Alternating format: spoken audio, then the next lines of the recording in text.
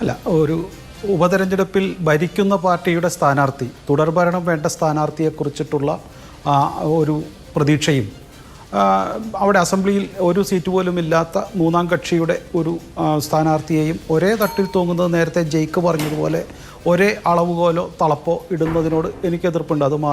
അത് മനസ്സിലാക്കുമെന്ന് വിശ്വസിക്കുന്നു. മാത്രമല്ല, നേരത്തെ ജയിക്ക് പറഞ്ഞ എല്ലാ കാര്യങ്ങളും മാധുവിന് മനസ്സിലായി കാണും എന്ന് ഞാൻ വിശ്വസിക്കുന്നു. ഞാനും അതേപോലെ ശ്രീ നൗഷദ് അലിയും പറഞ്ഞ ഒരു കാര്യത്തിലും ആരോപണം പറയാണ്ട് ജയിക്ക് പുതിയ ആരോപണമായിട്ടാണ് വന്നത്. അദ്ദേഹത്തിന് അത്തരം ആരോപണങ്ങൾ ഉന്നയിക്കുമ്പോൾ എന്തെങ്കിലും മാനസികമായ സുഖം കിട്ടുമെങ്കിൽ ചെയ്തോട്ടെ. പക്ഷേ ഒരു കാര്യം ഉറപ്പാണ്, ജയിക്ക് താങ്കളുടെ പാർട്ടിക്ക് കിട്ടുന്ന തളപ്പോ അളവുകോലോ വെച്ച് ഞങ്ങളെയും അളക്കരുത്. കാരണം സംഘടനാ രാഷ്ട്രീയത്തിൽ മാത്രമല്ല, പാർലമെൻ്ററി വ്യാമോഹം പോലും ഇല്ലാത്ത 50-60 വർഷമല്ല, ജീവിതത്തിൽ ഒരിക്കൽ പോലും തിരഞ്ഞെടുപ്പിൽ മത്സരിക്കില്ല എന്ന് പ്രതിജ്ഞയെടുത്തിട്ട് പാർട്ടിയിൽ പ്രവർത്തിച്ചവരും ഒരു FB പോസ്റ്റോ ഒരു SB അക്കൗണ്ടോ പോലും ഇല്ലാത്ത പ്രചാരകന്മാരുള്ള രാഷ്ട്രീയ പാർട്ടി കൂടിയാണ് BJP എന്ന് താങ്കൾ മനസ്സിലാക്കിയാൽ നല്ലത്. അപ്പോൾ ആ തളപ്പും അളവുപോലും ഇവിടെയും ഇടണ്ട. അത്തരത്തിലുള്ള ധാരാളം പ്രവർത്തകരുണ്ട്, നിങ്ങൾക്കറിയാത്തതുകൊണ്ട്. അവരില്ല എന്ന് പറയരുത്. അത്തരം രാഷ്ട്രീയ പ്രവർത്തനവും ഞങ്ങൾക്ക് വശമുണ്ട്, ഞങ്ങളത് പ്രൂവ് ചെയ്തതാണ്. അതുകൊണ്ട് നിങ്ങളുടെ രാഷ്ട്രീയത്തെ വെച്ചുകൊണ്ട് ഞങ്ങളെ അളക്കരുത്, BJPയെയും RSSനെയും അളക്കരുത് എന്നുകൂടി ഞാൻ പറയാൻ ആഗ്രഹിക്കുന്നു.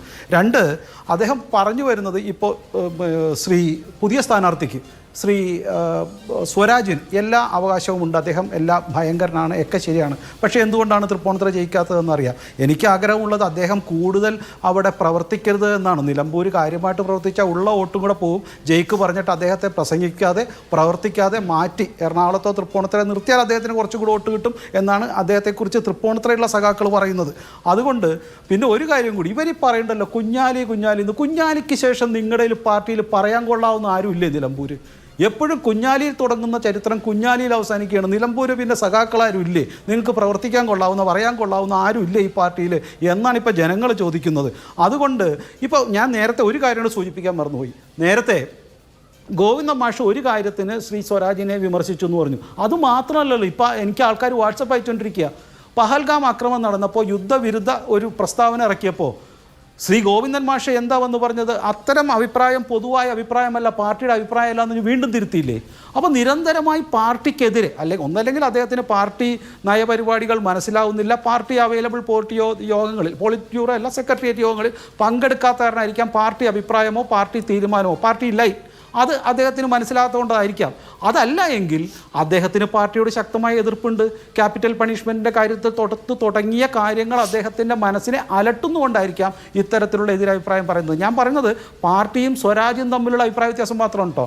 ജനങ്ങളായിട്ടുള്ള അഭിപ്രായ വ്യത്യാസം വേറെയുണ്ട്, അത് ഞാൻ പറയുന്നില്ല. കാരണം അത് പല കുറി പറഞ്ഞു കഴിഞ്ഞാണ് ഫേസ്ബുക്കിലൊക്കെ രാഷ്ട്രീയമുള്ളതാണ്. ഞാൻ സൂചിപ്പിച്ചു വരുന്നത്, കമ്മ്യൂണിസ്റ്റ് പാർട്ടിക്ക് മുന്നോട്ട് വയ്ക്കുവാനായിട്ട് യുവാക്കളുടെ, ജനങ്ങളുടെ പിന്തുണയുള്ള യുവാക്കളുടെ മുഖമില്ല ഓരോ സ്ഥലത്തും.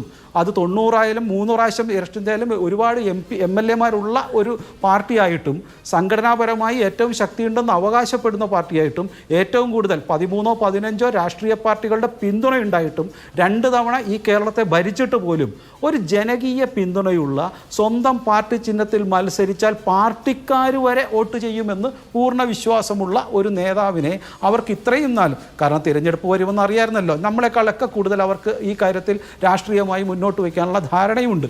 എന്നിട്ട് പോലും അവർക്ക് ഉണ്ടായിരുന്നില്ല എന്നുള്ളതും, സ്വരാജിനെ ഇത്ര വൈകി, അവർക്ക് സംസ്ഥാനത്ത് പാർട്ടി സെക്രട്ടറിക്ക് നിശ്ചയിച്ചിരുന്നെങ്കിൽ പാർട്ടി മെമ്പറായിട്ടുള്ള, സെക്രട്ടേറിയറ്റ് മെമ്പറായിട്ടുള്ള അദ്ദേഹത്തെ നേരത്തെ അവതരിപ്പിക്കാമായിരുന്നു. കോൺഗ്രസിനേക്കാൾ മുമ്പേ അവതരിപ്പിക്കായിരുന്നു. അൻവർ രാജിവെച്ചപ്പോൾ തന്നെ അദ്ദേഹത്തെ മുൻപോട്ട് വയ്ക്കാമായിരുന്നു. ഇതെല്ലാം സൂചിപ്പിക്കുന്നത് അദ്ദേഹത്തെ ബലിയാടാക്കുക തന്നെയാണ് എന്ന എൻ്റെ ആരോപണത്തിന് കൂടുതൽ സംശയം നൽകുന്നു.